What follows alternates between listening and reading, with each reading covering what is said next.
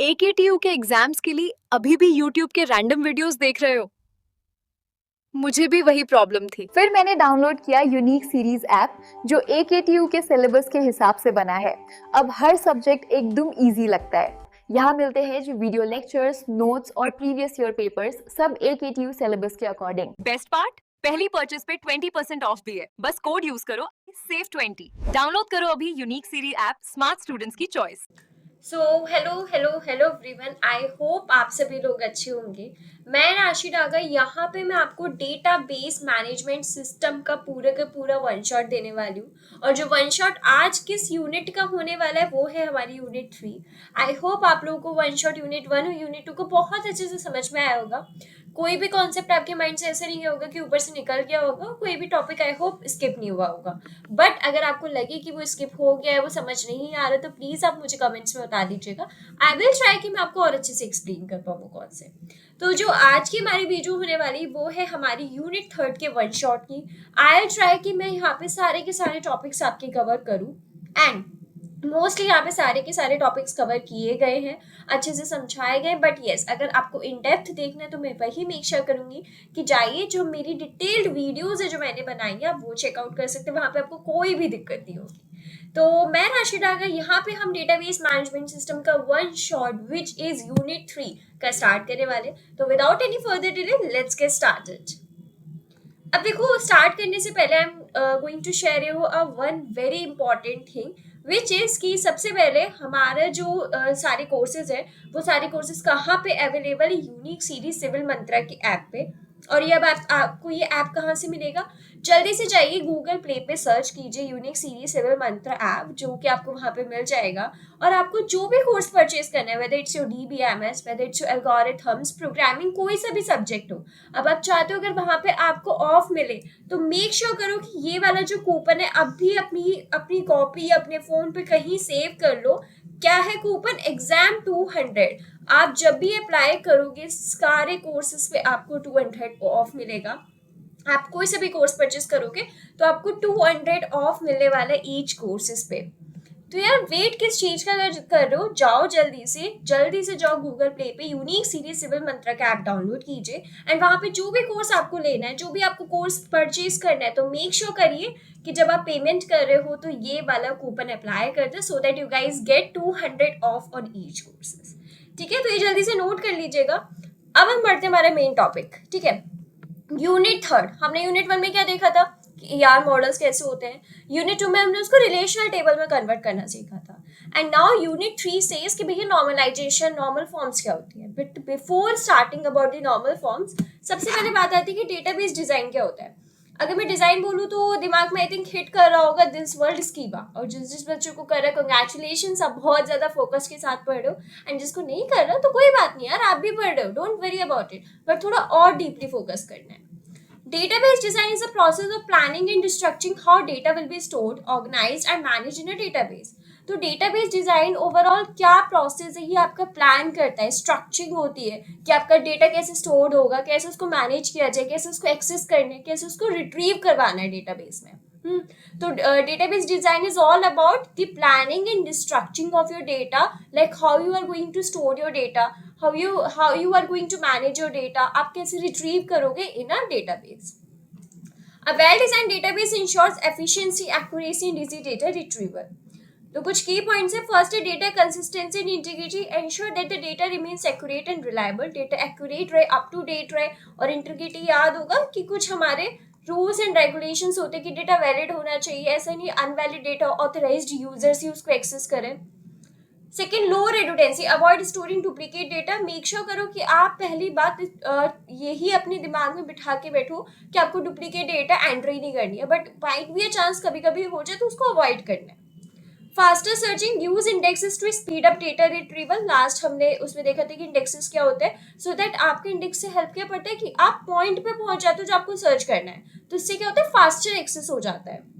Security and constants, apply integrity constant for protection control, वही rules and regulations करना है कि आपके अनऑथराइज्ड यूजर्स कोई आके डेटा एक्सेस ना करे। मेक श्योर करो कि आपके ऑथराइज्ड यूजर्स के पास ही डेटा पहुंचे। Automatic data storage, store data in the smallest possible units for clarity and efficiency. Make sure करो कि आपका डेटा बड़ी जगह स्टोर ना हो, छोटे छोटे पार्ट्स बना दो तो ये रहेगा कि अच्छा ये डेटा ऐसे स्टोर है। तो ये तो हमारा डेटाबेस डिजाइन था, बट हमारी कुछ प्राइमरी टर्मिनोलॉजीज भी होती है, जैसे कि हमने यूनिट 2 में पढ़ा था, उसकी कुछ यहाँ पे मिलती जुलती होंगी। तो I am not going to explain you here again because I am explaining you starting जो हमने यूनिट 1 से करी थी, ठीक है। डेप्थ में भी बहुत अच्छे समझाया, यूनिट 1 में भी, यूनिट 2, इवन यूनिट 3 में जो वर्ड्स पढ़ूंगी आपको खुद को उनका मतलब पता होगा। जैसे रेडुडेंसी क्या होती है, डुप्लीकेशन ऑफ डेटा। हमें अवॉइड ही करना चाहिए कि डुप्लीकेटरी ना करें, अच्छा डेटाबेस हमें डिजाइन करना है। तो स्कीमा जो डिजाइन की, ये शो करना है कि आपका डेटा कैसे स्टोर्ड होगा, कैसे आप उसको मैनेज करोगे, अपडेट करोगे, एक्सेस करोगे ना डेटाबेस में, कि आपकी टेबल्स कैसे होंगे, आपकी फील्ड्स कैसे होंगे, आपकी रोज कैसी होंगी, कॉलम्स कहाँ कहाँ होंगी, ये सब चीज। जैसे कि हम जब घर डिजाइन करते हैं तो हम सोचते हैं ना कि भैया हमारा मास्टर बेडरूम किधर होगा, हमारा बेडरूम किधर होगा, हमारा किचन रूम किधर होंगे, हमारे वॉशरूम्स किधर होंगे। तो it is all about your schema. आप स्कीमा ही तो बना रहे हो, डिजाइन ही तो अपने माइंड में क्रिएट कर रहे हो। तो ये क्या है, आपका स्कीमा है। नेक्स्ट है रिकॉर्ड इन टपल्स। टपल्स आपको पता है रोज होती है। इंडेक्सिंग आपने प्रीवियस यूज में पढ़ा है, जैसे बुक्स के हम इंडेक्स होते हैं वैसे ही आपके डेटाबेस में भी होते हैं इंडेक्स। जैसे कि आपको कोई चीज सर्च करनी है तो instead of full scanning your database आप इंडेक्स का यूज करो, तो आप क्या हो जाओगे, बिल्कुल एक्यूरेट पॉइंट टू पॉइंट पहुंच जाओगे। तो इससे क्या होगा, टाइम सेविंग आपकी बच जाएगी, टाइम सेविंग कम होगा आपका। Data integrity and consistency. Integrity, accuracy and reliability of data. Integrity का मतलब क्या होता है, एक्यूरेट डेटा को आपने अंदर सेव करवाना, रिलायबल। कंसिस्टेंसी क्या होती है कि ensures only valid non contributory data is store. आपका मेश्योर करना कि जो डेटा है उसी टाइप का डेटा स्टोर्ड हो, अप टू डेट हो। Data models represent how data in relationships है स्ट्रक्चर्ड। डेटा मॉडल्स बहुत तरीके के होते हैं, मैंने बताया था आपको। हायरार्की डेटा मॉडल होता है, नेटवर्क डेटा मॉडल होता है, ऑब्जेक्ट ओरिएंटेड डेटा मॉडल होता है, रिलेशनल मॉडल होता है, ईआर मॉडल होता है। ये शो करते हैं कि आपके डेटा रिलेशनशिप कैसे आपस में स्ट्रक्चर्ड है। नॉर्मलाइजेशन जो कि अभी हम पढ़ेंगे in depth. Organising your data to reduce redundancy and dependency by splitting large tables into smaller related ones. आपके डेटा को ऐसे ऑर्गेनाइज करने तो रेडुडेंसी कम हो, यानी कि डुप्लीकेशन ऑफ डेटा कम हो, और जो बड़ा डेटा है हम उसको छोटे छोटे पार्ट्स में डिवाइड कर दें जिससे डिपेंडेंसी भी खत्म हो जाए। फंक्शनल डिपेंडेंसी, ये भी अभी हम पढ़ेंगे। रिलेशनशिप में one attribute uniquely determines another. मतलब जैसे रोल नंबर है, क्या रोल नंबर से हम किसी स्टूडेंट का नेम पता कर सकते हैं? यस। तो जो हमारा एक एट्रीब्यूट है, रोल नंबर एक एट्रीब्यूट है, उसने बहुत आसानी से दूसरे एट्रीब्यूट को आइडेंटिफाई कर दिया। तो ये क्या है, फंक्शनल डिपेंडेंसी है। फंक्शनल डिपेंडेंसी क्या बोलते हैं कि आपका एक एट्रीब्यूट यूनिकली आइडेंटिफाई कर रहा है दूसरे एट्रीब्यूट को। Transaction, a single logical operation on data that follows acid और बेस प्रॉपर्टीज। एक ऑपरेशन, सिंगल ऑपरेशन होता है जो फॉलो करता है, जैसे कि आप डे टू डे जो आपका डेली बेसिस होता है उसमें ट्रांजेक्शन करते हैं कि कैसे आपका ट्रांजेक्शन एक पर्सन से दूसरे पर्सन जा रहा है, एक्यूरेट हो रहा है कि नहीं हो रहा है। तो उसके लिए कुछ प्रॉपर्टीज होती है, एसिड और बेस प्रॉपर्टीज फॉलो होती है, बट ज्यादातर हमसे एसिड प्रॉपर्टीज पूछी जाती है। शेड्यूल, शेड्यूल क्या होता है, the sequence in which transactions are executed important for managing concurrent operation. Schedule जैसे हमारे क्लास के शेड्यूल्स होते हैं, जैसे हमारे दिन का पूरा शेड्यूल होता है कि हमें खाने समय खाना है, हमें ये खाना है, तो ऐसे ट्रांजेक्शन्स का ही भी शेड्यूल होता है कि ट्रांजेक्शन कैसे एग्जीक्यूट होगा एक के बाद जब मल्टीपल ट्रांजेक्शन एक साथ हो रहे हैं। फॉर एग्जाम्पल मैं भी ट्रांजेक्शन कर रही हूँ, आप भी कर रहे हो, बहुत सारे लोग कर रहे हैं, तो सबसे पहले किसका ट्रांजेक्शन शो कर रहा है, फिर उसके बाद किसका करना है। तो ये प्रॉपर एक प्लानिंग के हिसाब से होता है। Concurrency allow multiple users transaction to run simultaneously without conflicts or data corruption। अब बहुत सारे आपने देखा होगा ट्रांजेक्शन्स हो रहे होते हैं, आप कोई सी भी वेबसाइट ले लो, अब जैसे मिंत्रा हो गई, अमेजोन हो गई, ऐसे थोड़ा ना आप ही इसी समय पूरे वर्ल्ड में सिर्फ आप ही कर रहे हो ट्रांजेक्शन, नहीं, पूरे वर्ल्ड में कोई भी कर रहा होगा ना ट्रांजेक्शन। तो बहुत सारे मल्टीपल ट्रांजेक्शन एक बार में हो रहे होते हैं, बट कभी देखा होगा कि आपको ये नहीं पता लगेगा कि मेरा ट्रांजेक्शन रुक गया, कभी आपके ट्रांजेक्शन में कॉन्फ्लिक्ट नहीं आते होंगे। आप जो ऑर्डर प्लेस करते होंगे तुरंत होता होगा, फिर एक आता है इंटरफेस की यस आपका ऑर्डर पैक्ड हो चुका है या आपके डिस्पैच होने वाला है ना। तो ये होता है, यानी कि मल्टीपल लोग एक साथ कर रहे हैं बट स्टिल मेक श्योर कर रहे हैं कि आपकी जो भी चीजें उसमें एरर ना आए।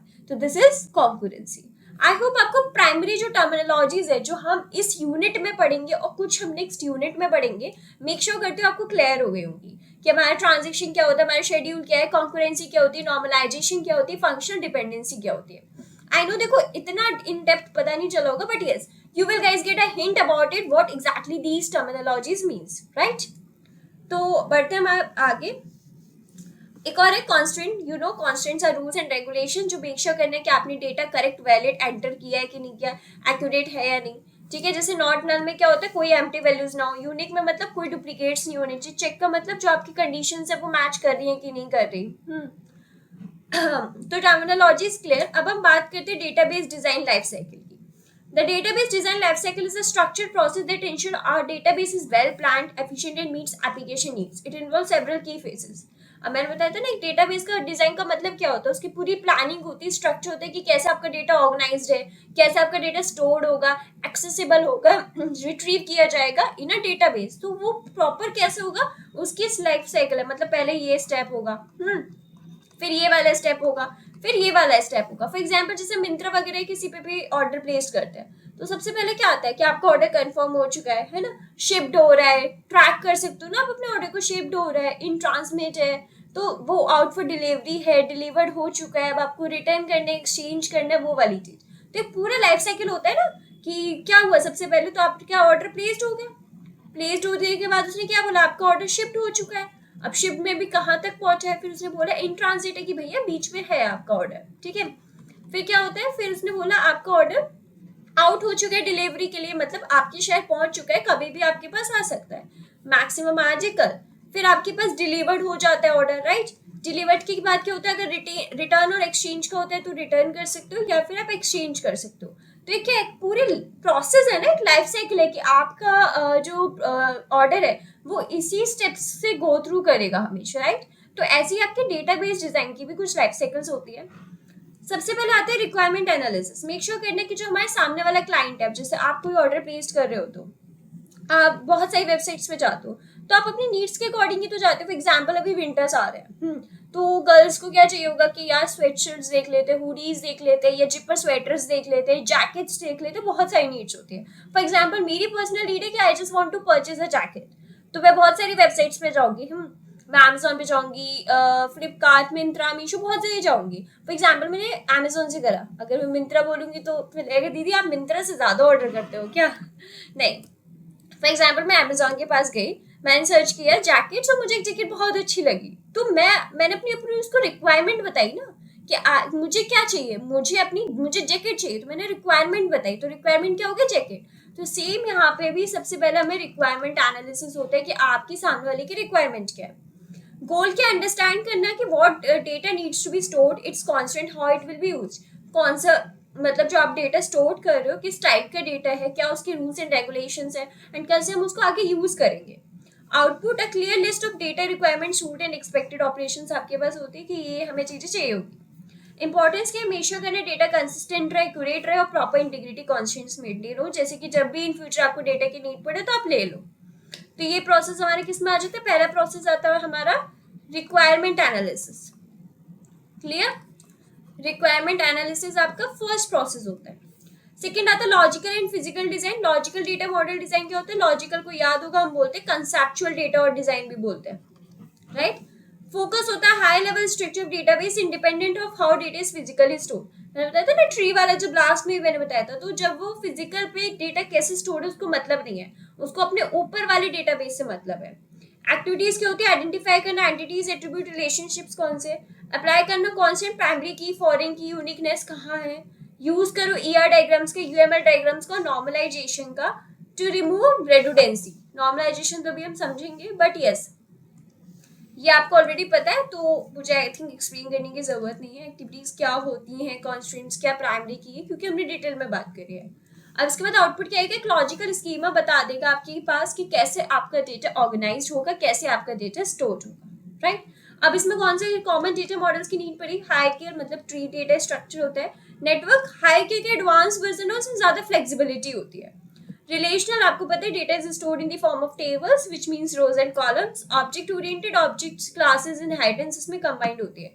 बेसिकली ये आपका ऑब्जेक्ट ओरिएंटेड प्रोग्रामिंग पे ही बेस्ड होता है। जिन बच्चों को प्रोग्रामिंग आती होगी ना वो अब तो उन्होंने ये वर्ड सुना होगा, अगर थोड़ी सी भी आइडिया है, बट मैं इसको एक्सप्लेन नहीं करूंगी यहाँ पे बिकॉज बिल्कुल ही एक अलग टॉपिक चला जाएगा। क्लियर। नेक्स्ट आता है physical data model design, actual implementation of the logical design in a DBMS. यहाँ पे मेन इंप्लीमेंटेशन होती है कि आपकी टेबल्स कैसे क्रिएट होंगी, कैसे स्टोर्ड होगा आपका डेटा, कैसे फॉरेन की और इंटीग्रिटी कॉन्स्टेंट्स आपके अप्लाइड होंगे, कि हार्ड ड्राइव्स पे कैसे डेटा होगा, सर्वर्स पे कैसे होगा। तो बेसिकली यहाँ पे ये चीज होती है। आउटपुट कहते हैं ready to use database schema आपको मिल जाते हैं डीबीएमएस के लिए। क्यों? क्योंकि हम आफ्टर ऑल उनको क्या दे रहे हैं, डिजाइन ही तो दे रहे हैं, क्या पैसे बना सकते हो, अब वो उनके ऊपर है वो मेंटेन कर रहे हैं नहीं कर रहे। ठीक है, नेक्स्ट आता है data insertion and integrity testing. Insert sample data and test the system. कोई से भी उठा के डेटा एंटर कर दो, टेस्ट करो सिस्टम कि आपने जो डेटा जो आपने सिस्टम बनाया है क्या वो वाकई वर्क कर भी रहा है कि नहीं कर रहा है, ऐसे लगे कि वर्क ही नहीं कर रहा। तो कोई से भी सैंपल डेटा लो और टेस्ट करो सिस्टम को। वैलिडेट कॉन्स्टेंट्स, मेक श्योर करो कि जो कॉन्स्टेंट्स आपको लगाने हैं रियल सिस्टम में वही हो, कि डुप्लीकेट एंट्री नहीं होनी चाहिए, जो डेटा टाइप में कॉलम्स में मांगा जा रहा है वही हो डेटा, राइट, जो जितनी रेंज का है उतनी ही रेंज का हो। चेक करो एक्यूरेसी कंसिस्टेंसी स्टोर डेटा की। रिफाइन करो database if new requirements arise. अगर कोई नई रिक्वायरमेंट्स आए तो अपने डेटाबेस को रिफाइन करो कि इन फ्यूचर वो भी डेटा आपका एंटर्ड हो पाए। आउटपुट क्या होगा, एक वैलिडेटेड फुल्ली फंक्शन डेटाबेस आपके सामने बनकर आ जाएगा। तो आई होप आपको डेटाबेस डिजाइन लाइफ साइकिल भी क्लियर होगा। देखो थोड़ी वीडियो लेंदी जा सकती है बट कॉन्सेप्ट बहुत अच्छे से समझ में आएंगे। तो जस्ट वेट विद मी जब तक वीडियो एंड होती है। तो database design life cycle clear होगा। बढ़ते हैं लॉजिकल डेटा मॉडल कॉन्सेप्ट्स पे। Data model visual representation showing how data is structure and related, ये आपको पता है। एंटिटी क्या होती है, रियल वर्ल्ड ऑब्जेक्ट्स होती है, सब आपको पता है। स्ट्रॉन्ग एंटिटी पता है, वीक एंटिटी पता है, वीक एंटिटी डिपेंड होती है स्ट्रॉन्ग एंटिटी पर। ठीक है, अब ये सब पता है तो मैं यहाँ पे दोबारा एक्सप्लेन नहीं करूंगी, मैंने लिख दिया है सो दैट जब भी आपको ये पीपीटी मिलेगी तो आप एक बार रीड थ्रू कर लो, क्योंकि ये मैंने यूनिट 1 में भी अच्छे से एक्सप्लेन करा है, यूनिट 2 में भी एक्सप्लेन करा है, तो दो बार कर चुकी हूँ है ना। रिलेशनशिप्स क्या होते हैं, यूनरी, बाइनरी, टर्नरी, एट्रीब्यूट्स क्या है, सब आपको पता है, पढ़ लीजिएगा। हम बात करते हैं नॉर्मलाइजेशन, क्योंकि नॉर्मलाइजेशन हमने नहीं पढ़ा। तो प्रोसेस होती है डेटा को ऑर्गेनाइज करने की to eliminate redundancy and anomalies, insertion, updation, deletion, ensure data consistency and reliability. देखो हमारा हमेशा से मेन गोल क्या है रहा है कि रेडुडेंसी कम करना है, डुप्लीकेशन ऑफ डेटा कम करना है। तो नॉर्मलाइजेशन भी ये बोलता है कि मैं एक ऐसा प्रोसेस हूँ डेटा को ऑर्गेनाइज करने का जो रेडुडेंसी कम करता है एंड मेक श्योर कर एनॉमलीज भी कम होती है, मतलब एरर्स, कि जब आपने कोई डेटा इंसर्ट कर रहे हो तो उस टाइम पे कोई एरर आ गया तो वो, अपडेट करो तो उस टाइम पे आ गया वो, डिलीट करो तो उस टाइम पे आ गया वो, क्योंकि एट लास्ट वो भी क्या चाहते हैं, डेटा हमारा कंसिस्टेंट रहे और एक्यूरेट रहे। क्लियर? तो इसका भी मेन गोल क्या होता है कि आपको एलिमिनेट करना आपकी रेडुडेंसी। नेक्स्ट आता है physical design of database. The physical design phases where the logical design is converted into an actual working database structure. ये वो डिजाइन है जो आपने प्रीवियस अभी लॉजिकल डिजाइन में आता है, यहाँ पे एक्चुअली डेटाबेस आपका बनना तैयार होता है। अब आपको पता चल गई कैसी एंटिटीज होंगी, कैसे सब कुछ होगा, आपको डिजाइन मिल गया है, अब आपको यहाँ इम्प्लीमेंटेशन करना है। It defines how data will be stored, access and manage within the DBMS. सबसे पहले स्टेप्स क्या होता है, कन्वर्ट करो एंटिटीज को टेबल्स में, इसी को हम बोलते हैं रिलेशनल टेबल वाला जो स्टेप होता है, कि आपकी जो एंटिटी है हर वो एंटिटी अब टेबल में कन्वर्ट होगी और जो एट्रीब्यूट्स हैं वो आपके कॉलम्स बन जाएंगे, राइट। तो मतलब जो आपकी ये एंटिटी थी डिब्बे वाली, ये बन गई आपकी टेबल, और जो आपके एट्रीब्यूट्स थे वो क्या बन गए, अब आपके कॉलम्स बन गए। क्लियर? अप्लाई करो इंटीग्रिटी कांस्टेंट, डिफाइन करो प्राइमरी की कौन सी है यहाँ पे, फॉरेन की कौन सी, यूनिक की कौन सी है एंड कंपोजिट कीज कौन सी है, एंड मेक श्योर करो नॉट नल, चेक और डिफॉल्ट वाले यहाँ पे रूल्स अप्लाई करो कि प्राइमरी की आपकी नल नहीं हो सकती है, प्राइमरी की हमेशा यूनिक होगी, जो कंडीशन है वो मैच करनी चाहिए, ये सब चीजें। ट्रांसलेट करो नेम्स, चेंज करो एंटिटी के नेम को टेबल नेम में और चेंज करो एट्रीब्यूट के नेम को कॉलम्स नेम में। Apply normalization, recheck and refine table structure to remove redundancy and avoid anomalies. आपने जो टेबल बनाई है, जो आपने एंटिटी को टेबल्स में कन्वर्ट करा है, उसको हमें दोबारा रीचेक करना और डिफाइन करना है कि मेक श्योर करो कि कोई रेडुडेंसी ना हो, मतलब कोई डुप्लीकेट नेम्स एंटर ना हो रहे हो और कोई एनॉमलीज ना हो। कौन सी? अपडेशन और इंसर्शन एनॉमलीज। तो यही काम होता है नॉर्मलाइजेशन का, अभी हम और इन डेप्थ समझेंगे भी, ठीक है।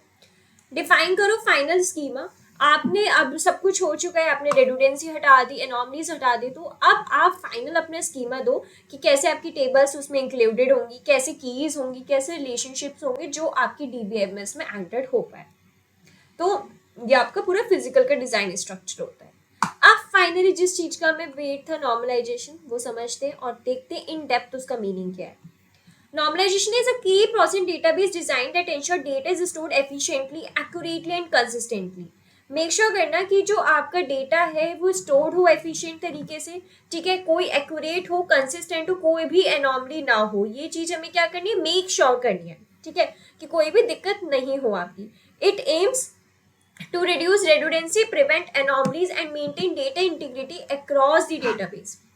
नॉर्मलाइजेशन का मैं हमेशा से मैं क्या काम बताते आ रही हूँ कि आपको रिमूव करनी है रेडुडेंसी, जिससे कि आपका डेटा फाइनली अच्छी तरीके से स्टोर्ड मैनेज्ड हो पाए, एनॉमलीज है उसको प्रिवेंट करो, ठीक है, और मेंटेन करो डेटा इंटीग्रिटी, मतलब वैलिड डेटा ही एंटर्ड होना चाहिए.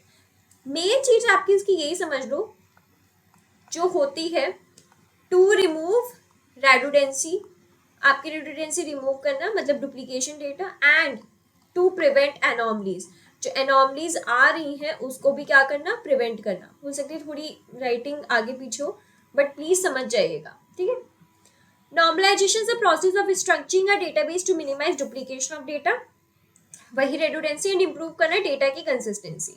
It involve dividing large tables into smaller related tables and linking them through relationship. जो आपकी बहुत बड़ी टेबल है उनको छोटी छोटी टेबल्स में डिवाइड कर दिया, वो अभी हम और देखेंगे कैसे, सो दैट आपका डेटा कंसिस्टेंट रहे, कोई रेडुडेंसी ना हो, एनॉमलीज प्रिवेंट कर पाओ.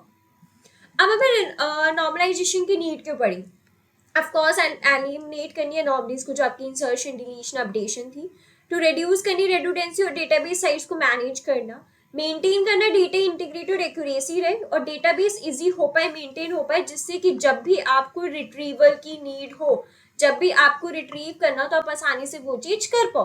देखो यार, पूरे डीबीएमएस अगर आप समझोगे ना तो घूम फिर के वही एक बात पे आता है, रेडुडेंसी कम हो, हमारा डेटा कंसिस्टेंट रहे, वैलिड रहे, easy to store and update, manageable हो, आसानी से हम उसको रिट्रीव कर पाए.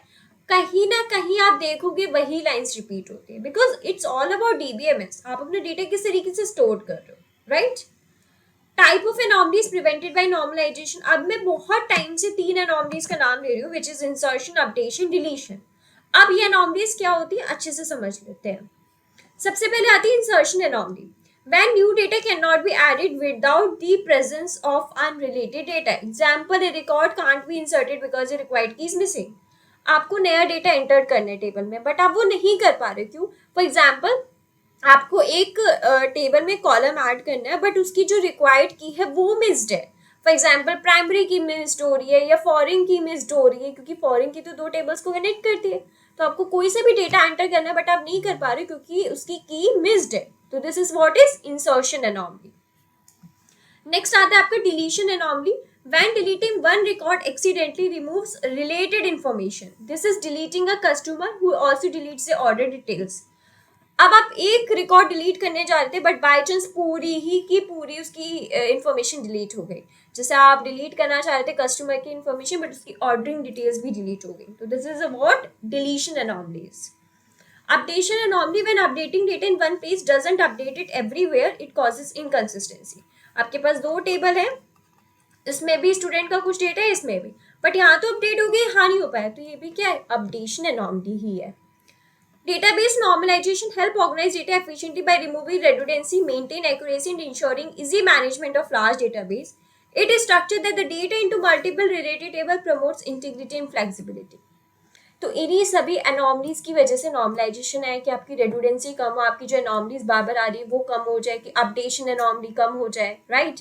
आपका डेटा सही तरीके से स्टोर्ड हो, वैलिड डेटा में ही एंट्री हो. तो यही सब काम के लिए क्या आया, नॉर्मलाइजेशन आया. फीचर्स क्या है डेटाबेस नॉर्मलाइजेशन के, देखो वही लॉट फिर क्या आ रहा है, एलिमिनेशन ऑफ डेटा रेडुडेंसी, पता है, डेटा कंसिस्टेंट रहे, सिंप्लीफाई कर पाओ डेटा मैनेजमेंट को, बड़े टेबल्स को इन्होंने स्मॉल टेबल्स में डिवाइड कर दिया है, इंप्रूव हो पाए डेटाबेस का डिजाइन, अवॉइड कर पाओ अपडेट एनॉमलीज, और स्टैंडर्डाइजेशन ऑफ डेटा, मतलब जो भी आप डेटा है उसको ऑर्गेनाइज ढंग से करो, क्लियर रिलेशनशिप्स हो, कि अगर कोई भी सामने वाला समझ में आए तो उसको अच्छे से समझ, मतलब उस चीज को बहुत अच्छे से समझ पाए. क्लियर. तो यही आपके कुछ फीचर्स, कैरेक्टरिस्टिक्स होते हैं नॉर्मलाइजेशन की. अब बात करते हैं normal forms. This is very very important, यहाँ से क्वेश्चंस बनते ही बनते हैं.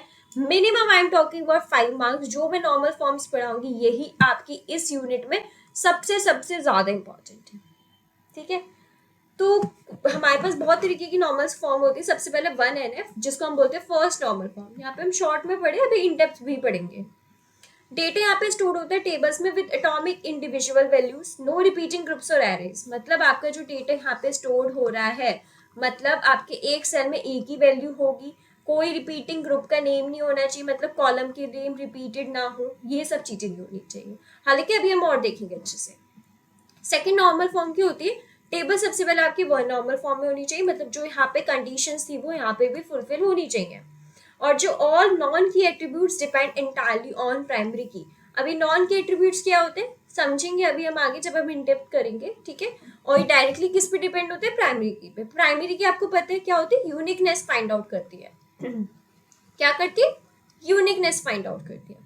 थर्ड आती है थर्ड नॉर्मल फॉर्म, टेबल आपकी 2NF में होनी चाहिए, जो नॉन के एट्रीब्यूट से डिपेंड ओनली ऑन प्राइमरी की, नो ट्रांजिटिव डिपेंडेंसी।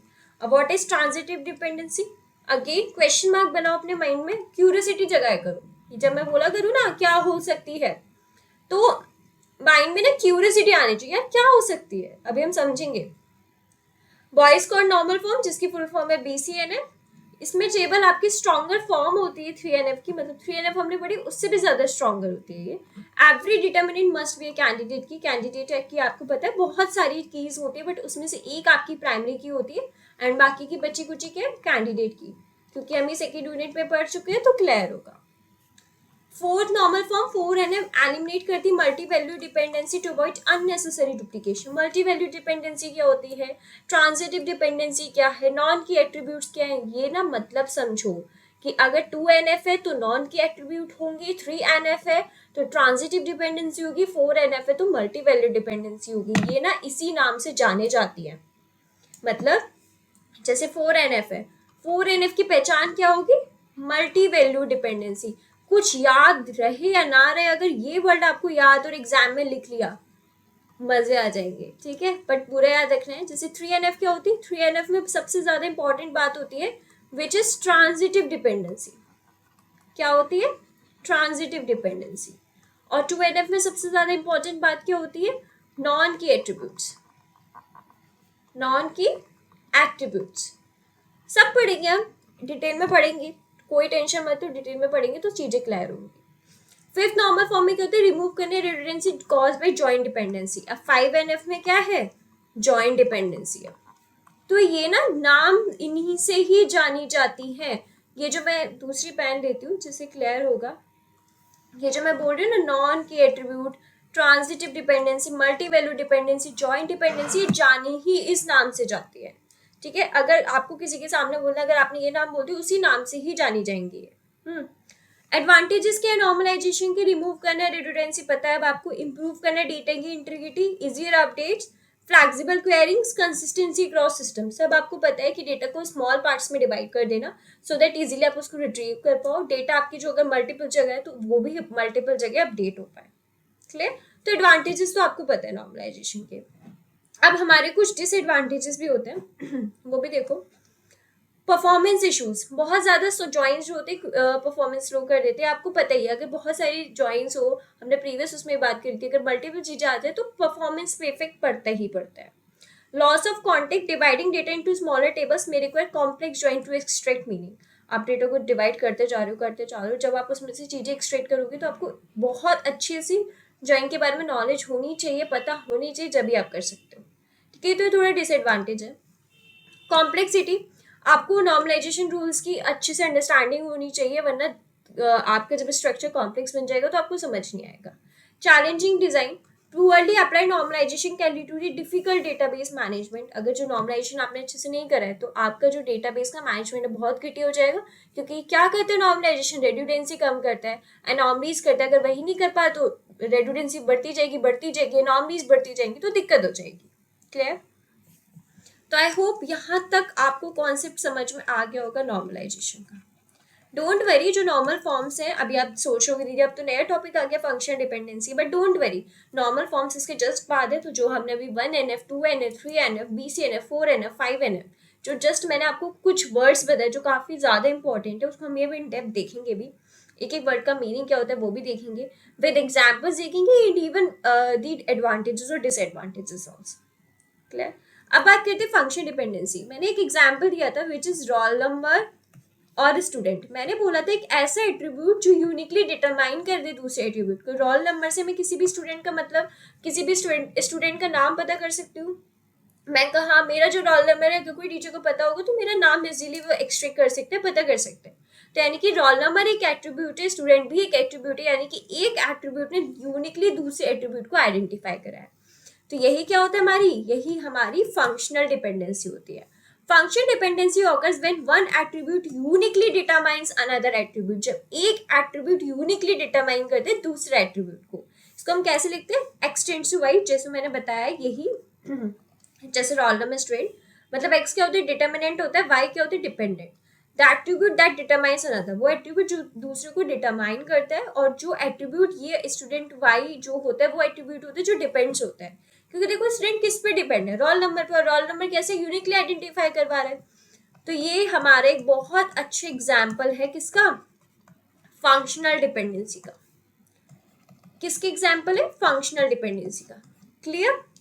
जैसे देखो student table with attributes this this this, student ID से आपको स्टूडेंट नेम पता चल सकता है, यहाँ मैंने रोल नंबर बोल दिया, वहाँ आईडी है, बात एक ही है। स्टूडेंट आईडी से उसकी एज भी पता चल सकती है। तो इन शॉर्ट यही वाला एग्जाम्पल दिया गया, एंड आई थिंक इस एग्जाम्पल से बहुत हद तक क्लियर हो गया होगा, राइट। रिप्रेजेंटेशन आपको पता है नोटेशन कैसे होती है, ठीक है, और एक्स और वाई का मतलब भी पता है। यहाँ पे फिर अगेन ये एग्जाम्पल दिया गया कि एम्प्लॉय का आईडी फर्स्ट नेम और लास्ट नेम से होता है, ठीक है। did means doing x helps determine, okay that's it। वो एग्जाम्पल क्लियर है ना, roll number student, that's it, okay। Types होती है कुछ हमारी फंक्शनल डिपेंडेंसी की, वो देख लो। एक होते हैं हमारी ट्राइबल फंक्शनल डिपेंडेंसी, मतलब y is a part of x, student ID, student name, student name. जैसे जो स्टूडेंट नेम है ये आपका क्या है, ये x है और ये आपके y है, बट x भी किसका पार्ट है, y का पार्ट है, स्टूडेंट आईडी और स्टूडेंट नेम के साथ आ रहा है। तो ये कैसी फंक्शनैलिटी है, ये हो गई ट्राइबल फंक्शनल डिपेंडेंसी। मतलब जो उसमें x है जो यूनिकली डिटरमाइन करवा रहा है y को, बट x भी किसका पार्ट है, y का। क्लियर। नॉन ट्राइबल होती है y is not a subset of x, जो सबसेट नहीं होता है। जैसे स्टूडेंट आईडी है, स्टूडेंट नेम है, आईडी सबसेट नहीं है नेम का, बट यस बिलोंग जरूर करती है, सबसेट नहीं है। सबसेट क्या होते हैं, इतनी बड़ी वैल्यूज के अंदर से ही वो यूनिकली आइडेंटिफाई हो रहे हो। तो ये जो चीज होती है जो सबसेट नहीं होती, हम उसको क्या बोलते हैं, नॉन ट्राइबल फंक्शनल डिपेंडेंसी। देखो बहुत शॉर्ट में मीनिंग है, शॉर्टली ही समझेंगे, इन डेप्थ नहीं जाएंगे। अगर इन डेप्थ जाएंगे तो चीजें गड़बड़ हो जाएंगी, तो बस उतना ही समझो जितनी जरूरत है। ट्राइबल क्या होती है, ट्राइबल में वाई पार्ट होना चाहिए एक्स का। नॉन ट्राइबल में क्या होती है, वाई सबसेट नहीं होता एक्स का। मल्टी वैल्यू डिपेंडेंसी क्या होती है, one attribute determines multiple independent sets of value. For example given employee ID there can be multiple skills in multiple project. जो एम्प्लॉय आईडी है ऐसा तो है नहीं उसके पास सिर्फ एक ही चीज होती है, उसके पास बहुत सारी स्किल्स हो सकती है। फॉर एग्जाम्पल उसको DBMS भी आता है, उसको C++ भी आती है, सी भी आती है, पाइथन, बहुत सारी चीजें हैं। अब उसके पास बहुत सारे प्रोजेक्ट्स भी है कि उसने XYZ प्रोजेक्ट बनाया, उसने पोर्टफोलियो बनाया। तो एक एम्प्लॉय के पास बहुत सारी चीजें हैं, तो उसी को हम क्या बोलते हैं, मल्टी वैल्यू डिपेंडेंसी। मतलब एक एट्रीब्यूट मल्टीपल वैल्यू से डिफाइन हो सकता है। Semi non tribal function dependency कौन सी होती है, the intersection of x and y is not empty. मतलब जो x और y का आपका इंटरसेक्शन होता है वो कभी भी एम्प्टी नहीं हो सकता है, ठीक है। ये जो एम्प्टी वाला आई थिंक गलत बन गया, बट हाँ x एंड y का जो इंटरसेक्शन है कभी एम्प्टी नहीं होगा। जैसे एग्जाम्पल समझो, एम्प्लॉय आईडी और department ID, department name, where employee ID and department ID overlap. अब आपको पता है डिपार्टमेंट नेम है तो उसमें डिपार्टमेंट आईडी और एम्प्लॉय आईडी चाहिए होगी।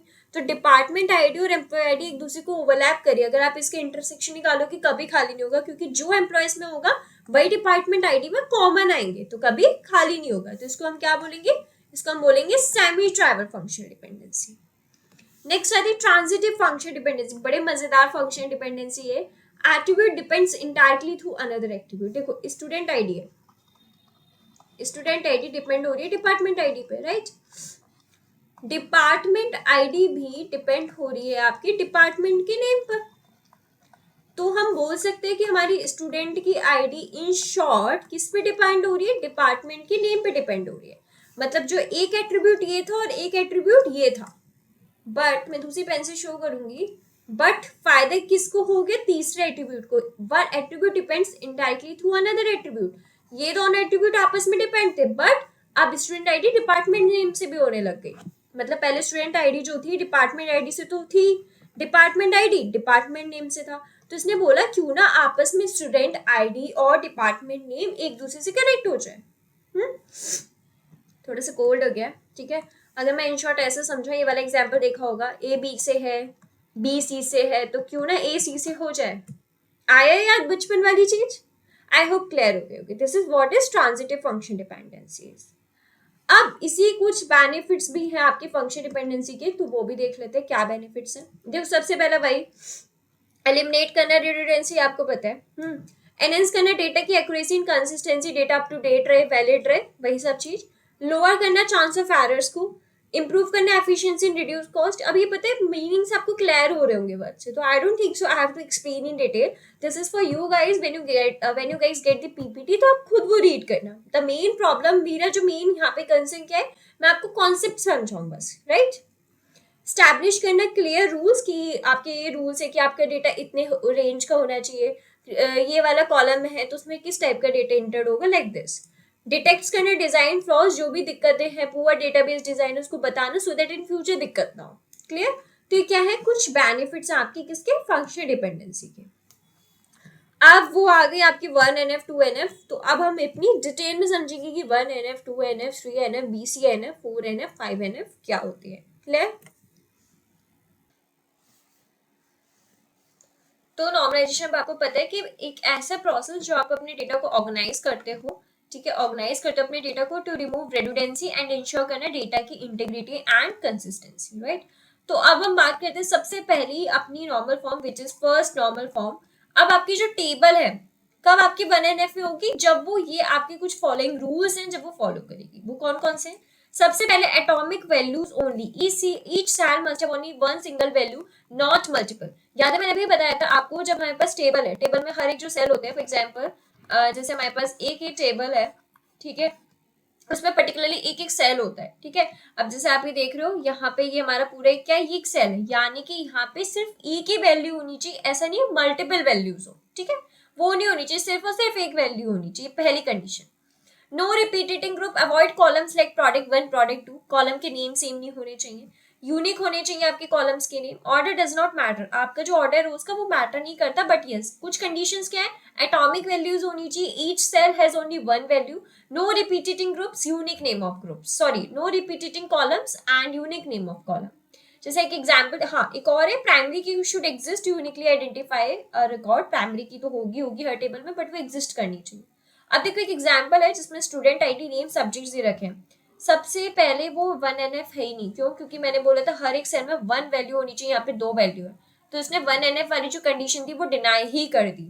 देखो ये डिनाई कर दी, यहाँ पे लिखा भी है subject column as multiple values, तो ये वायलेट कर रहा है। इसके मतलब हमें एक एक बनाना पड़ेगा। जैसे प्रिया है तो प्रिया को दो बार लिखो, प्रिया इंग्लिश भी करती है, प्रिया हिंदी भी करती है, भले ही आपके रोज बढ़ जाएंगे बट आपके कॉलम में हमेशा सेम मतलब सेम कॉलम नेम नहीं होनी चाहिए, हर एक सेल में एक वैल्यू होनी चाहिए। अब ये जो टेबल होगी फिर ये आपकी 1NF आ जाएगी जब आप इंग्लिश हिंदी को ऐसे लिख दोगे, जैसे पीछे मैथ्स और फिजिक्स, तो सबसे पहले मैथ्स लिखी फिर फिजिक्स लिखी, राइट। तो कुछ हमारे की पॉइंट से वो ये क्या है कि वही आपका पहली बात तो 1NF होने के लिए डेटा आपका एटॉमिक होना चाहिए, मतलब only one cell only one values, no repeating groups, ensure करो डेटा की कंसिस्टेंसी हो। ये फाउंडेशन होती है आगे की बड़ी नॉर्मल फॉर्म्स का। नल वैल्यूज अलाउड नहीं होती, क्यों? क्योंकि यहाँ पे प्राइमरी की, और आपको पता है प्राइमरी की में नल वैल्यूज अलाउड नहीं है। ये does not fully remove redundancy that happens in 2NF and 3NF। ये पूरी तरीके से रेडुडेंसी खत्म नहीं करती, जब भी तो भाई साहब आगे की नॉर्मल फॉर्म्स बनी। अगर कर देती तो हम आगे की नॉर्मल फॉर्म्स क्यों बनाते? ये पूरी तरीके से नॉर्मल फॉर्म्स में रेडुडेंसी कम नहीं करती, तो बट हाँ एक तरीके से फाउंडेशन है ये, ठीक है। अब हम बात करते हैं अपनी सेकंड नॉर्मल फॉर्म का। अब सेकंड नॉर्मल फॉर्म होने के लिए सबसे पहले तो वो 1NF होनी चाहिए, यानी कि एटॉमिक वैल्यूज होनी चाहिए, राइट। एटॉमिक वैल्यूज के साथ साथ उसकी आपकी एक और थी कि नो रिपीटेटिंग ग्रुप्स, कोई भी आपके रिपीटेटिंग ग्रुप्स नहीं होने चाहिए। और याद होगा मैंने एक एक वर्ड अभी आपको बताए थे, 2NF में क्या होता है, 2NF में होते हैं आपके नॉन की एट्रीब्यूट्स, याद होंगे नॉन की एट्रीब्यूट्स। अब नॉन की एट्रीब्यूट्स क्या होते हैं वो भी अभी हम देखेंगे, क्लियर। तो कोई इसकी में एक तो पार्शियल डिपेंडेंसी नहीं होनी चाहिए। अब पार्शियल डिपेंडेंसी के पहले समझते हैं। Partial dependency occurs when a non-key attribute depends only on part of composite primary key, not the whole key. फिर वही क्वेश्चन नॉन के एट्रीब्यूट क्या है। सबसे पहले नॉन के एट्रीब्यूट समझते हैं, फिर हम पार्शियल डिपेंडेंसी समझेंगे। प्राइमरी की आपको पता है यूनिकनेस के लिए होती है, कंपोसाइट की भी पता है बहुत सारी प्राइमरी की होती है, बट उसमें से एक हम प्राइमरी की ले लेते हैं, बाकी की बची कुछ कंपोसाइट की है, राइट। नॉन के एट्रीब्यूट समझो। Column not part of the primary की, एक ऐसा कॉलम जो प्राइमरी की का पार्ट नहीं है, क्योंकि देखो टेबल्स होती हैं, टेबल्स में आपका ये प्राइमरी की का पार्ट है, बाकी आपकी बहुत सारी ऐसे कॉलम्स होते हैं। अब आपको पता है ये मिलकर भी यूनिकली आइडेंटिफाई करवाया था, बट जो ये दो कॉलम्स थे ये तो कुछ कर ही नहीं रहे थे ना भाई, तो ये क्या हो गया नॉन की एट्रीब्यूट, जो कॉलम पार्ट ही नहीं होते प्राइमरी की का, नॉन की एट्रीब्यूट, ठीक है। Partial dependency when a non की attribute depends only on a part of the composite की, जब ये नॉन की एट्रीब्यूट है किस पे डिपेंड कर रहा है, कंपोसाइट की पे। कंपोसाइट की भी क्या होती है, यूनिकनेस, तो यही हमारी पार्शियल डिपेंडेंसी होती है। पहली बात बताओ, नॉन के एट्रीब्यूट आई होप क्लियर हो गया होगा। नॉन के एट्रीब्यूट आपके क्या होते हैं, ऐसे कॉलम्स, ऐसे attributes which are not a part of primary key, जो किसका पार्ट नहीं होते, प्राइमरी की का पार्ट नहीं होते। प्राइमरी की क्या होती है वो आपको पता है। पार्शियल डिपेंडेंसी क्या होती है, एक ऐसे एट्रीब्यूट बट वो किस पे डिपेंड होते हैं, पार्ट किसका होते हैं, कंपोसाइट प्राइमरी की का पार्ट होते हैं, ना कि पूरी की का, तो हम इसको क्या बोलते हैं, पार्शियल डिपेंडेंसी, राइट। बट अगर टेबल को 2NF में चाहिए तो सबसे पहली चीज टेबल आपकी 1NF होनी चाहिए, कोई पार्शियल डिपेंडेंसी ना हो, मतलब कोई सा भी एक ऐसा एट्रीब्यूट ना हो जो कंपोसाइट की पे डिपेंड कर रहा हो, राइट। आई होप थ्योरेटिकल समझ आ गई होगी। एग्जाम्पल देखो, ये टेबल 1NF में तो है बट 2NF में नहीं है। प्राइमरी की आपको पता है यहाँ पे स्टूडेंट आईडी और सब्जेक्ट है, क्योंकि देखो प्राइमरी की मैंने आपको बताया था स्टूडेंट आईडी तो होती है बट एक से ज्यादा भी हो सकती है, सब्जेक्ट भी यूनिकली आइडेंटिफाई कर सकते हो। क्यों, टीचर क्यों नहीं कर सकते हो, टीचर बहुत सारे टीचर्स ऐसे होंगे जिनका नेम सेम हो, या मार्क्स ऐसे होंगे जिन बच्चों के सेम हो सकते हैं, बट सब्जेक्ट आपके ऐसे नहीं होते, ठीक है। अब ऑब्जर्व करो, जो मार्क्स है वो डिपेंड हो रहा है बोथ आपकी स्टूडेंट आईडी और सब्जेक्ट पे, टीचर भी डिपेंड हो रही है सब्जेक्ट पे, क्योंकि टीचर को क्या अलॉट किया जाता है, सब्जेक्ट पे, और टीचर क्या है आपकी नॉन की एट्रीब्यूट, और नॉन की एट्रीब्यूट किस पे डिपेंड हो रहा है, कंपोसाइट की पे, यानी कि पार्शियल डिपेंडेंसी आ रही है यहाँ पे, और जो कि 2NF को वॉयलेट कर रही है। तो अब हम इसके लिए क्या करेंगे, टेबल्स को दो पार्ट्स में डिवाइड कर देते हैं, यहीं पर हमारा नॉर्मलाइजेशन वाला भी कॉन्सेप्ट आता है। नॉर्मलाइजेशन में भी क्या करते हैं, बड़ी टेबल्स को दो पार्ट्स में डिवाइड कर देते हैं, मतलब एक तो हमारे स्टूडेंट के मार्क्स और एक हो जाएंगे सब्जेक्ट टीचर। यहाँ पे क्या आ गया, यहाँ पे स्टूडेंट के मार्क्स हो गए, नेक्स्ट में हमने टीचर्स बता दी। अब क्या होगी, डिपेंडेंसी खत्म हो गई। अब मार्क्स किस पे डिपेंड है, फुल्ली स्टूडेंट आईडी और सब्जेक्ट पे, और टीचर किस पे डिपेंड है, सब्जेक्ट पे, जो कि अलग स्टोर है, एक अलग टेबल बनी हुई है, तो कोई पार्शियल डिपेंडेंसी यहाँ पे नहीं है। देखो ये आपकी रिवीजन वीडियो है, राइट, तो यहाँ पे मैं आपको इतने जितने अच्छे से समझा सकती हूँ समझा रही हूँ, बट ये अगर आपको इन डेप्थ और अच्छे से समझे तो मैं यही बोलूंगी कि जो मैंने ये अच्छे से वीडियोस एक्सप्लेन करी हैं तो मेक श्योर आप उस पर देखो और अच्छे से समझ जाओगे। बट यहाँ पे भी मैं अपना पूरा ट्राई करूँ कि अच्छे से समझा दूँ। वीडियो लेंदी हो रही है but I will try my best, आप जो स्टूडेंट्स हैं कहीं और ना जाना पड़े आपको, राइट। देखो आई होप 1NF क्लियर हो गया होगा, इतना डाउट नहीं होगा। 2NF में क्या होती है, दो कंडीशंस होती है। पहली बात तो टेबल आपकी 1NF होनी चाहिए, दूसरी बात टेबल में कोई पार्शियल डिपेंडेंसी ना हो। अब पार्शियल डिपेंडेंसी क्या होती है, ऐसे नॉन के एट्रीब्यूट जो किस पे डिपेंड है, कंपोसाइट की पे, ना कि पूरी की पे।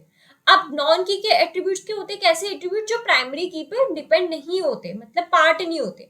प्राइमरी की क्या होती है, यूनिक की होती है। कंपोजिट की क्या होती है, बहुत सारी प्राइमरी कीज होती है बट उसमें से एक हम प्राइमरी की चूज करते हैं, बाकी की बची कुछ it's all about composite key, right. अब हमने देखा कि हमारे टीचर मार्क्स, जो टीचर थी वो सब्जेक्ट पे डिपेंड हो रही थी, मार्क्स भी हमारे सब्जेक्ट पे डिपेंड थे।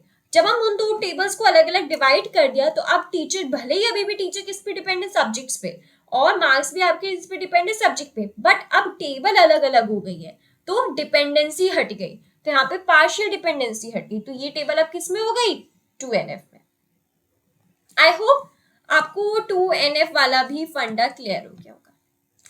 बढ़ते हैं नेक्स्ट विच इज 3NF। अब आपका टेबल आपकी 3rd NF में कब होगी, सबसे पहले तो टेबल 2NF में होनी चाहिए और फिर कोई ट्रांजिटिव डिपेंडेंसी नहीं होनी चाहिए। मतलब ट्रांजिटिव डिपेंडेंसी भी मैंने आपको बताई थी, एक ऐसे नॉन के एट्रीब्यूट जो सिर्फ और सिर्फ प्राइमरी की पे डिपेंड हो और किसी नॉन के एट्रीब्यूट पे ना डिपेंड हो।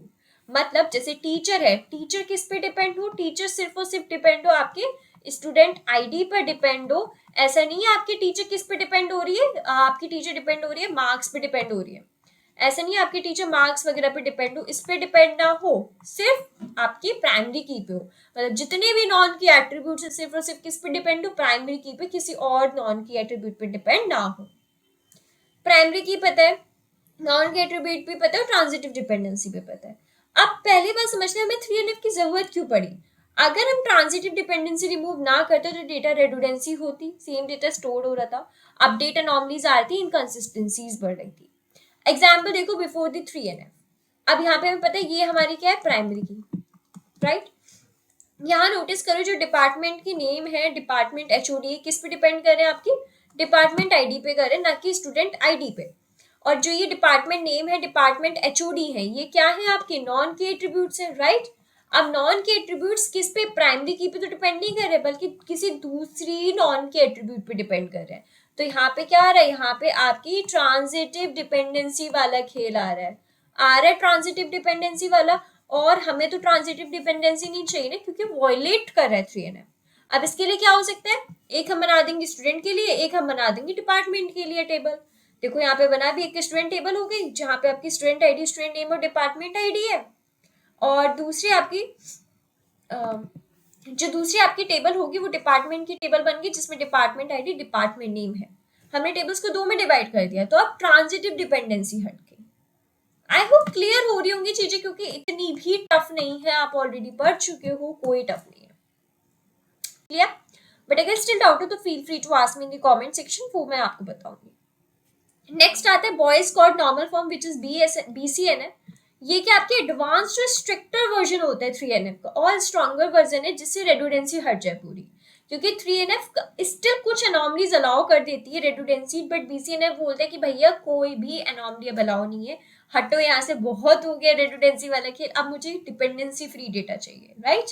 तो ये क्या है, आप बोल सकते हो स्ट्रॉन्गर एंड अपडेटर वर्जन है, stronger and updater version of 3NF। Clear? BCNF का रूल क्या है, आपका जो टेबल होगी BCNF में कब होगी, जब हर एक फंक्शन डिपेंडेंसी जो आपको अभी मैंने बताई थी, एक ऐसे एट्रीब्यूट जो किसी दूसरे एट्रीब्यूट को यूनिकली आइडेंटिफाई करे, जिसमें जो एक्स है जो आपका डिटरमाइन करवाता, किसी पे डिपेंडेंसी बताता, वो सुपर की होनी चाहिए। सुपर की आपको पता है ऑलरेडी, जब मैंने कीज के बारे में बात करी थी।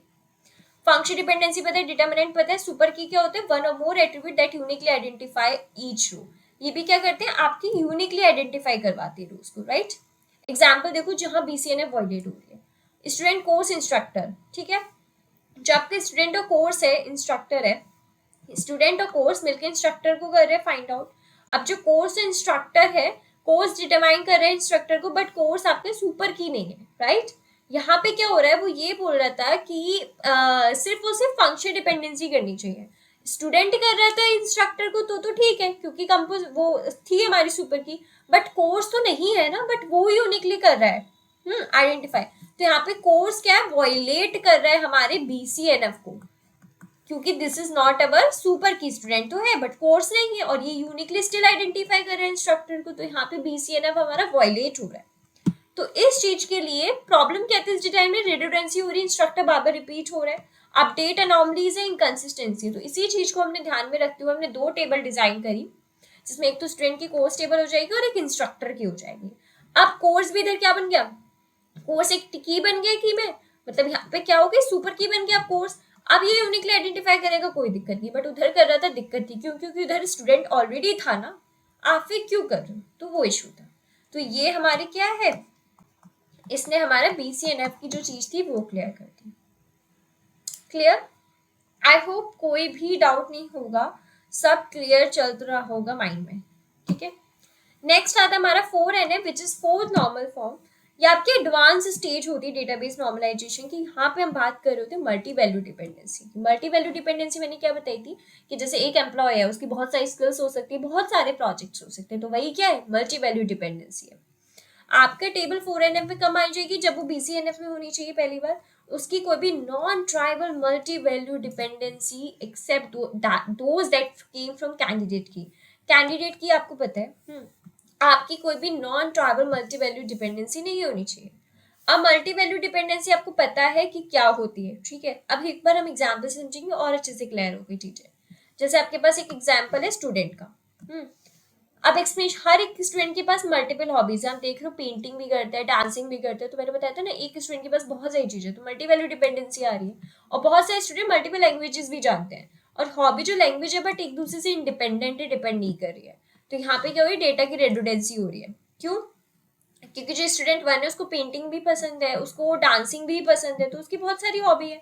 उसको इंग्लिश भी आती है, उसको हिंदी भी आती है, बट आपस में ये एक दूसरे से क्या नहीं कर रही, ये आपस में एक दूसरे से कनेक्टेड नहीं है, इंडिपेंडेंट नहीं है। तो यहाँ पे क्या आ रही है, दिक्कत आ रही है। यहाँ पे क्या वायलेट हो रहा है, यहाँ पे 4NF वायलेट हो रहा है। ठीक है, तो इस चीज को खत्म करने के लिए ऑफकोर्स अब हम क्या करेंगे, हम दो को डिवाइड कर देंगे अपने डेटा को। जो ही वही सेम प्रॉब्लम्स हमारी बार बार हो रही होती है, एनॉमलीज एंड रेडुडेंसी। तो इसके लिए हम क्या करेंगे कि टेबल्स को डिवाइड कर देंगे, एक हॉबीज की टेबल हो जाएगी और एक लैंग्वेजेस की टेबल्स हो जाएगी।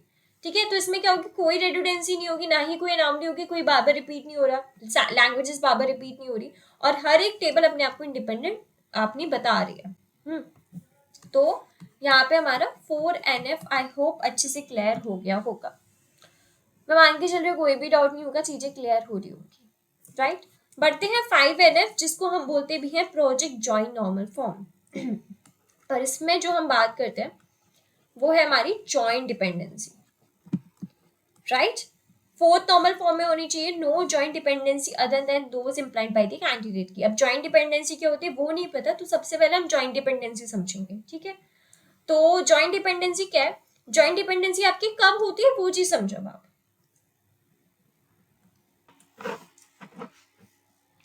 अब बात करते हैं जॉइंट डिपेंडेंसी की, जो हमारी एक सिंगल टेबल होती है। ठीक है, अगर हम उसको डिकम्पोज करें, डिवाइड करें दो या दो से ज्यादा टेबल में, और जब हम उसको वापस ज्वाइन करें तो बिल्कुल एक्चुअल जो डेटा था, जो टेबल थी, उसमें हमारी हो जाए, मतलब उसमें कोई लूज ना हो और गेन ना हो डेटा, तो उसी को हम क्या बोलते हैं, जॉइंट डिपेंडेंसी। मतलब मेरे पास एक ये टेबल थी, जब मैंने उसको दो में डिवाइड करा, ठीक है, तो उसके बाद जब मैंने उसको वापस कंबाइन करने, तो बिल्कुल हमारा एक्चुअली जो डेटा था वही बन गया। मतलब कोई डेटा लूज नहीं हुआ, कोई भी डेटा गेन नहीं हुआ, तो उसी को हम क्या बोलते हैं, जॉइंट डिपेंडेंसी बोलते हैं। If such a dependency exist, अगर ये डिपेंडेंसी एग्जिस्ट करती है, बेस नहीं होती कैंडिडेट की, it means the table violets 5NF। अगर ये डिपेंडेंसी है और कैंडिडेट की भी बेस नहीं करी, यानी कि 5NF के रूल को वायलेट कर रही है। अब यार हमें 5NF की नीड क्यों पड़ी, क्योंकि 4NF तक रेडुडेंसी तो बहुत हद तक कम हो जाती है, तो why we need 5NF। Even after applying 4NF, removing multi-value dependencies, sometimes redundancy still exist. हमेशा कुछ ना कुछ रह जाती है। जब बहुत ज्यादा कॉम्प्लेक्स रिलेशनशिप्स आ जाते हैं, मोर देन 2 एट्रीब्यूट्स जब नहीं क्लैप हो पाती, कुछ डेटा कॉम्बिनेशंस अननेसेसरी बार बार रिपीट हो रहे होते हैं। तो इसी चीज को ध्यान में रखते हुए हमारे पास 5NF आया। तो 5NF क्या करता है, हमारा जो टेबल है उसको दो पार्ट्स में डिवाइड कर देता है, जिससे जब भी हम उसको रिकंस्ट्रक्ट करें, कोई भी हमारा डेटा लॉस ना हो और कोई भी रेडुडेंसी जो है हमारी एग्जैक्टली सेम ना बचे। क्लियर? अब हम आगे बढ़ते हुए देखते हैं। नेक्स्ट आता है हमारा कोर्स एलोकेशन टेबल। अब हमारे पास ये एग्जाम्पल है जिससे हम 5NF समझेंगे कि हमारे कोर्सेज हैं। अब आप देख लो एक ही कोर्स में क्या है, मल्टीपल टीचर्स हैं, राइट। मल्टीपल टीचर्स हो रही हो, मल्टीपल टेक्स्ट बुक्स भी है, बट टीचर टेक्स्ट बुक्स आपस में डिपेंड नहीं कर रहे, तो अननेसेसरी हम उसको पेयर्ड कर रहे हैं। तो अब हम क्या करेंगे, दो टेबल बनाएंगे जिसमें एक कोर्स टीचर होंगे और कोर्स टेक्स्ट बुक होगा, क्योंकि टीचर टेक्स्ट बुक तो आपस में डिपेंड ही नहीं हो रहे ना, बट स्टिल वो डिपेंड कराए जा रहे हैं अननेसेसरी। तो हमने एक कोर्स टीचर की टेबल बना ली, और एक हमने किसकी बना ली, कोर्स टेक्स्ट बुक की बनाई, और इवन एक हमने टीचर टेक्स्ट बुक भी बनाई, जो डायरेक्टली तो डिपेंड नहीं कर रही, बट हाँ हमने एक बना ली। ठीक है, जिससे कि कोई भी हमारे पास जॉइंट डिपेंडेंसी ना हो, मल्टी वैल्यू डिपेंडेंसी ना रह जाए। क्लियर? आई होप क्लियर हो गई होंगी चीजें।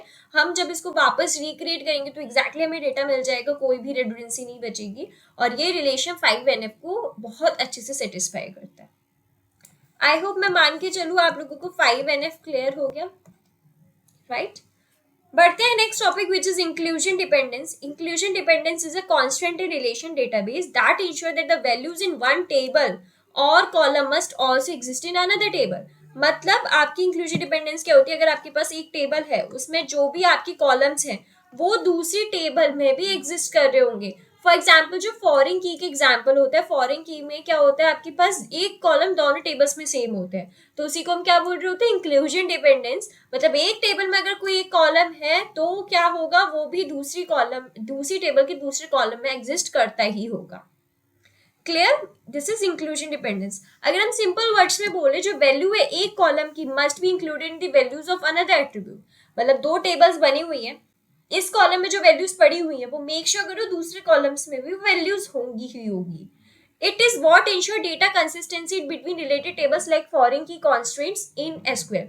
तो वही वाला कॉन्सेप्ट आ गया ना फॉरेन की वाला। अगर हम फॉर्मल डेफिनेशन में देखें तो जो ये एक टेबल है आर, ये टेबल है एस, ये आपके अंदर की कॉलम्स हैं, जो इसके अंदर की वैल्यूज हैं वो दूसरे टेबल के कॉलम्स में वैल्यूज होंगी ही होंगी। जैसे एग्जांपल देखो, एक है स्टूडेंट टेबल और एक है एनरोलमेंट टेबल। क्लियर। अब यहाँ पे जो एनरोलमेंट है, each student ID should exist in the student table, जो स्टूडेंट की आईडी सेम उसमें भी है एनरोलमेंट टेबल में। तो आपके पास दोनों अलग अलग टेबल्स थी, सेम कॉलम नेम है, सॉरी डिफरेंट कॉलम, सेम ही है कॉलम नेम्स, और उसके अंदर की जो वैल्यूज भी है वो भी क्या सेम है। तो यहाँ पे क्या बोल देंगे, ये क्या है, इंक्लूजन डिपेंडेंस है। क्लियर। बट यहाँ पे एक आपके पास एक्स्ट्रा आ रहा है 103, जो कि उसमें नहीं था। तो ये क्या कर रहा है, ये चीज इसको किस चीज को वॉयलेट कर रहा है, वॉयलेट कर रहा है इंक्लूजन डिपेंडेंस को। क्यों? क्योंकि इंक्लूजन डिपेंडेंस क्या बोलता है, अगर मेरे पास दो टेबल है और सेम कॉलम नेम है तो सेम वैल्यूज होनी चाहिए, बट 103 तो एग्जिस्ट नहीं करता था। तो ये क्या कर रहे हैं, इंक्लूजन डिपेंडेंस को वॉयलेट कर रहे हैं। ठीक है। नेक्स्ट आता है आपके पास lossless joint decomposition, ensuring no data loss after splitting tables when we decompose a table into two or more small table during normalization. It is called looseless joint decomposition. जब हमारे पास जो टेबल होते हैं, जब हम उस टेबल को दो में डिवाइड करते हैं और वापस रिकंस्ट्रक्ट करते हैं, तो जब भी हमारा कोई डेटा गेन और लूज नहीं होता तो उसको हम क्या बोलते हैं, लूजलेस जॉइंट डिकम्पोजिशन बोलते हैं। इसको क्या बोलते हैं, लूजलेस जॉइंट डिकम्पोजिशन बोलते हैं। क्लियर। ये कब होता है, when we join those small relations back we get exactly the original table without any missing or extra rows। कोई डेटा में एक्स्ट्रा रोज नहीं मिली या कोई डेटा लॉस नहीं, एग्जैक्ट मिल जाता है, उसको हम बोलते हैं लूजलेस जॉइंट डिकम्पोजिशन। बट अगर जब हमें इनकरेक्ट और डुप्लीकेट डेटा मिलता है तो हम उसको क्या बोलते हैं, लूजी जॉइंट। डिफरेंस पूछ लिया जाता है लूजलेस जॉइंट डिकम्पोजिशन में और लूजी में। लूजलेस में क्या है, जब हम डेटा वापस इसको ओरिजिनल डेटा में लाते हैं तो बिल्कुल एग्जैक्ट सेम मिलता है, बट लूजी में क्या होता है, एक्स्ट्रा और डुप्लीकेट डेटा आ जाता है। क्लियर। अब हमें लूजलेस जॉइंट क्यों चाहिए, डेटा हमारे जब बड़ी टेबल्स को हम स्प्रेड करते हैं तो उसमें रेडुडेंसीज आ जाती है, नॉर्मलीज आ जाती है, बट अगर डिकम्पोजिशन लूजी है तो हमें ओरिजिनल डेटा भी वापस नहीं मिलता। इसलिए हमें लूजलेस की जरूरत है कि जब भी हमें इन फ्यूचर डेटा वापस चाहिए हो तो एग्जैक्ट मिल जाए। ठीक है। कंडीशन क्या होती है लूजलेस जॉइंट की, आपकी कंडीशन ये होती है, the common attributes between the R1 and R2 must be a key for at least one of these two relations. मतलब जैसे आपके पास R1 एक टेबल है और ये R2 टेबल है, जो आपस में इन दोनों की एट्रीब्यूट्स हैं कम से कम एक, वही है ना फॉरेन की वाला भी यहाँ पे कॉन्सेप्ट आता है, हर जगह फॉरेन, बेसिकली यहाँ फॉरेन की का ही कॉन्सेप्ट है। एग्जाम्पल से समझो, लूजलेस डिकम्पोजिशन है, ये ओरिजिनल रिलेशन था, जब आपने इसको डिकम्पोज करा तो आपने एक बना दिया स्टूडेंट नेम और स्टूडेंट कोर्स आईडी, बट जब आप स्टूडेंट आईडी तो कॉमन है, जब आप इसको वापस लाओगे तो आपको एग्जैक्ट रोज मिल रही है। ठीक है। लूजी में क्या था, लूजी में कोर्स भी, आपका कोर्स का जो था टीचर ऐड हो गया, एक एक्स्ट्रा रो ऐड हो गई जो कि आपको नहीं चाहिए थी, और कुछ डेटा हो सकता है पॉसिबल हो कि वापस भी ना आए, तो हम इसको क्या बोलते हैं, इसको लूजी डिकम्पोजिशन बोलते हैं। ये तो हमने नॉर्मली बताया, अगर आपको टेबल्स में चाहिए तो देखो टेबल्स में भी है, लूसी का टीचर आ गया है, जबकि ओरिजिनल टेबल जो थी टीचर्स आ गए, जब डिकम्पोज हुई तो स्टूडेंट आईडी और कोर्स बना। जब वापस आपने देखा तो स्टूडेंट आईडी कोर्स टीचर्स आ गया, बट यहाँ पे कोई भी एक्स्ट्रा डबल्स एक्स्ट्रा चीजें नहीं आई, तो सॉरी एक्स्ट्रा चीजें आई, क्यों, क्योंकि एक तो आपका कोर्स और टीचर था, राइट, और दूसरे में आपका था student ID course teacher, but जब आपने उसको वापस गेन किया तो एक चीज हमारी एक्स्ट्रा डबल्स आ गई, क्योंकि यहाँ दो थे और वहां भी दो थे, बट यहाँ पे क्या हो गई, एक एक्स्ट्रा आगे, दो स्टूडेंट आईडी रिपीट हो रही है, तो this is what is lossy decomposition. Exams में जब भी पूछा जाता है तो पता है क्या चीज पूछी जाती है कि लूजी डिकम्पोजिशन क्या होता है, लूजलेस डिकम्पोजिशन क्या होता है, और इसके एक शॉर्ट एग्जाम्पल दे दो, दैट्स इट। ठीक है। बट हाँ, आपको आइडिया होना चाहिए, क्योंकि अगर आप एक सब्जेक्ट होता है, अगर शायद आपने पढ़ा हो, which is digital image processing, digital image processing में भी यही वाला कॉन्सेप्ट बहुत ज्यादा इंपॉर्टेंट होता है, लूजी डिकम्पोजिशन, लूजलेस डिकम्पोजिशन। ये ना आपकी एक्चुअली रियल लाइफ से रिलेटेड है, दैट्स व्हाई। क्लियर। तो आई होप मैं मान के चल रही हूँ आपको ये चीज क्लियर हो गई होगी। ठीक है। अब हम नॉर्मलाइजेशन देखेंगे, फंक्शनल डिपेंडेंसी में क्या है, फंक्शन डिपेंडेंसी तो पता है, बट उसमें नॉर्मलाइजेशन क्या है वो अब हम देखेंगे। क्लियर। अब फंक्शन डिपेंडेंसी आपको पता है क्या होती है कि एक एट्रीब्यूट दूसरे एट्रीब्यूट को डिटरमाइन करता है. If you know one value you can find another value. जो मैंने आपको एग्जांपल दिया था वही वाला, रोल नंबर, स्टूडेंट का नेम. अगर आपको पता है तो आप स्टूडेंट का नेम आइडेंटिफाई आसानी से कर सकते हो. बट फंक्शन डिपेंडेंसी में क्यों इंपॉर्टेंट है?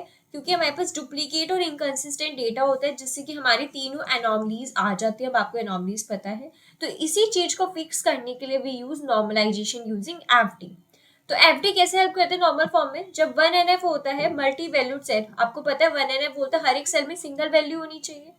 2NF जो नॉन के एट्रीब्यूट्स होते हैं उसमें पार्शियल डिपेंडेंसी वाला होता है, वो बोलते हैं स्प्लिट कर दो टेबल को जिससे नॉन के एट्रीब्यूट डिपेंड हो जाए किस पे? फुल्ली की एट्रीब्यूट्स पे. 3NF ट्रांजिटिव डिपेंडेंसी, रिमूव कर दो कॉलम्स को दैट डिपेंड ऑन नॉन की एट्रीब्यूट. जो हमारे नॉन के एट्रीब्यूट्स पे डिपेंड हो रहे हैं उन कॉलम्स को हम रिमूव कर देते हैं. BCNF नॉन सुपर की, ensure left side of every function dependency is a super की. जो आपकी लेफ्ट साइड है, लेफ्ट साइड क्या है? This.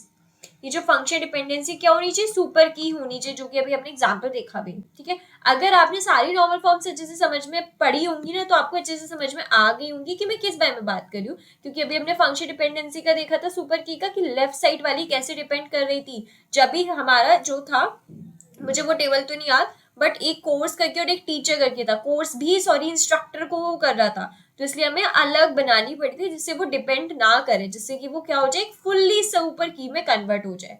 Same for the 2NF 3NF. I hope clear होंगे. एक एग्जाम्पल देखते हैं. Roll number, subject, teacher, department. ये आपकी पूरी एक टेबल है जिसमें रोल नंबर आपके जो वो कर रहा है आइडेंटिफाई डिपार्टमेंट को करेगा. ठीक है, रोल नंबर और सब्जेक्ट मिलकर टीचर को कर रहे हैं. तो यहाँ पे कैंडिडेट की क्या है? रोल नंबर सब्जेक्ट, क्योंकि रोल नंबर खुद इकलौता क्या है? प्राइमरी की है. तो प्रॉब्लम क्या रही? रोल नंबर जो है डिपार्टमेंट को भी पार्शियल डिपेंडेंसी वाला हो रहा है, क्योंकि रोल नंबर है फुल्ली की और डिपार्टमेंट है नॉन की एट्रीब्यूट. तो वो फाइनली डिपेंड कर रहा है किस पे? पार्ट ऑफ द की पे, जो कि नहीं करना चाहिए. किस पे करना चाहिए? कंपोजिट कीज पे करना चाहिए था. तो इसलिए हमने उसको स्प्लिट कर दिया, एक स्टूडेंट की टेबल बना देंगे और एक एनरोलमेंट की, जिससे कोई रेडुडेंसी नहीं होगी, नॉर्मलाइजेशन हो जाएगा. मेन अगर पता है, जब भी चीजें आपको लगे कहीं भी डिपेंडेंसी हो रही है, कहीं हो रही है, तो मेन जो चीज होती है, फंडा जो होता है, कि आप उसको क्या कर दो, आप उसको स्प्लिट कर दो. आप क्या कर दो? उसको स्प्लिट कर दो टेबल्स में, जो हम करते हैं. अब बात करते हैं normalisation using multi value dependency. देखो, अगर लग रहा हो आपको क्लियर नहीं हो रही है तो यानी कि नॉर्मल फॉर्म्स आपने अच्छे से नहीं पढ़ी, क्योंकि नॉर्मल फॉर्म्स अगर आपने छोटे छोटे कॉन्सेप्ट पढ़े तो वो चीज अच्छे से क्लियर हो जाएगा. And this is the one shot revision video, so I'm trying my best to explain you guys very clearly. But अगर नहीं हो पा रही है चीज़ें तो मैं ये रिकमेंड करूँगी कि जो एडवांस में जो डिटेल्ड वीडियोस बनाएंगे वो आप देख लो, तो बहुत हद तक क्लियर हो जाएंगी. फिर तो आपको रहेगा कि 2x पे जल्दी जल्दी भगाते हैं, लाइक दिस. ठीक है, मल्टी वैल्यू डिपेंडेंसी आपको पता है कि it means one attribute determine multiple independent list of other attribute. जैसे कि हमारा एम्प्लॉय आईडी वाला था किससे, कि उसकी स्किल्स भी बहुत सारी, उसके प्रोजेक्ट्स भी है. ठीक है, A student can take many subjects and many hobbies. वही वाला कि रोल नंबर भी सब्जेक्ट को कर सकता है और रोल नंबर भी hobby, but subject and hobby क्या इंडिपेंडेंट है. अगर हम इनको एक ही प्रॉब्लम के, अगर हम इसको एक ही टेबल में डाल रहे हैं ना, तो आप देखोगे रेडुडेंसी आ रही है. देख रहे हो, यही क्रिकेट म्यूजिक रेडुडेंसी आ रही है जहाँ पे मल्टी वैल्यू डिपेंडेंसी हो रही है. तो इसलिए हमें इस टेबल को 4NF में करना पड़ेगा, यानी कि आपको इसमें non trivial multi value dependency करनी पड़ेगी. जो आपका एक्स है वो सुपर की होना चाहिए. मतलब आपने स्टूडेंट को स्टूडेंट सब्जेक्ट की जो थी एक बना दी टेबल, एक स्टूडेंट हॉबी की. अब आप देख रहे हो roll number subject, roll number hobby. जो स्टूडेंट सब्जेक्ट है, जो एक्स है, वो आपका सुपर की है. ठीक है, स्टूडेंट हॉबी क्या है? आपकी सुपर की हो गई. राइट, नो रिपीटेशन, क्लियर है ना. 4NF. कोई सबसे बड़ी बात, कोई भी रिपीटेशन नहीं है, जो मेन कंसर्न होता है. That's it. जॉइंट डिपेंडेंसी जो हमारी 5NF में थी, हमने इसमें क्या करा कि हमें ये तो पता है जॉइंट डिपेंडेंसी क्यों मैटर करती है, कि जब भी हम वापस पूरी टेबल है तो एग्जैक्टली हमारी वही टेबल आ जानी चाहिए विदाउट लूजिंग और गेनिंग डेटा. अगर फंक्शन डिपेंडेंसी और मल्टी वैल्यू डिपेंडेंसी की बात भी कुछ हमारी रेडुडेंसी बच रही थी, तो इसलिए हमने 5NF का यूज करा. 5NF क्या बोलते हैं? No non trivial joint dependency. मतलब आपके पास एक टेबल थी, supplier ID, part ID, project ID. आप देखोगे हाँ रेडुडेंसी ही हो रही है, जो कि नहीं होनी थी. वही वाली चीज है ना, रेडुडेंसी हो रही है.